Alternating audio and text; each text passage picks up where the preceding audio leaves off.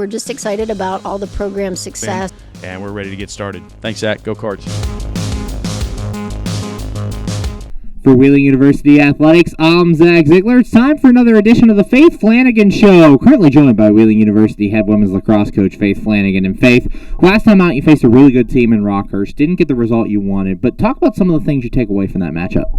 Yeah, so Rockhurst was a really big learning opportunity for us.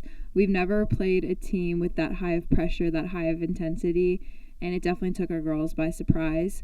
One thing that we can take that's super positive out of the game, even though we did lose by 19 goals, none of my girls turned on each other. They all stayed positive. They all played as hard as they could right into the final buzzer. And then now me as a coach, I have to adjust and say, hey, we need to practice draw controls, especially when somebody's self-drawing. How can we beat that when we play in conference against Frostburg and Charleston? What is it that we're going to do? And on our attacking end, how are we going to not panic as much and be able to settle the ball and be able to move the ball quickly, even under high pressure and high intensity? And then just defense, just learning to crash sooner and make sure we are sticking to our man and getting them out of the 8. And after that game, talk about how you kind of put it behind you with 2 more big games coming up this week.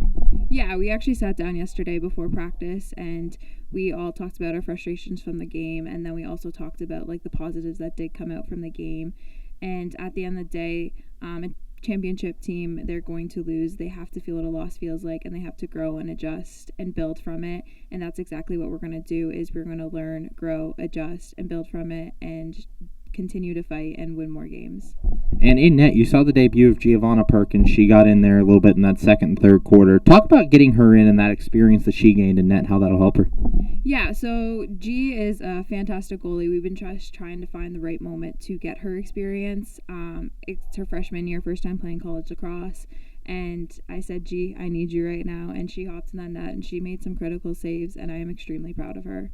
And it was another big game for Trinity Rose. We talk about her a lot this season. She's good on offense, good on defense. Talk about how her leadership was shown on the field to kind of keep the girls' heads in line. Yeah, Trinity is just an all-around player, and she's also very level-headed. She knows she has a job to do. She goes out there, and she just does it. No matter where the score ends up, she's going to fight until the very end, and she's always a leader. She always voices what she's feeling to her teammates, and she keeps them pumped up. And then on the field, she's like, I'm asking you guys to do this. I'm going to go do it first and show you guys that we can do it and it is possible. Currently joined by Wheeling University head women's lacrosse coach Faith Flanagan. And Faith, I believe this is the first time this season you girls have 2 games in 1 week, with IUP Wednesday and then West Virginia Wesleyan later on Sunday. We'll talk about the 2 matchups, but first of all, talk about how you manage having those 2 games in a week. Yeah, I mean, IUP is going to be a really tough game for us, and it's to see if we have grown from Rockhurst and we've implemented the couple things in the couple days of practice that we had. And then after that, they're going to have a day to recover. We're going to stretch out on Thursday and just take good care of our bodies. And then after that, we're back to the grind and preparing ourselves for West Virginia Wesleyan. Honestly, playing 2 games in a week kind of gets the intensity up, and it's you don't have that waiting period. So I do think they'll take West Virginia Wesleyan really hard. And looking at this Crimson Hawks team you're going to face here tomorrow, talk about them and kind of some of the challenges they present for you. Yeah, I mean, they're good. They've been only losing to nationally ranked teams by a couple goals, and our girls just have to be ready for that pressure.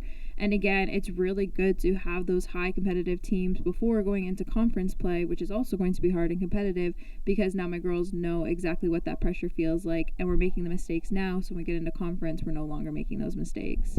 And finally, as you guys get ready for conference play on Sunday, talk about some of the challenges of this MEC and kind of some of the competition you're set to face.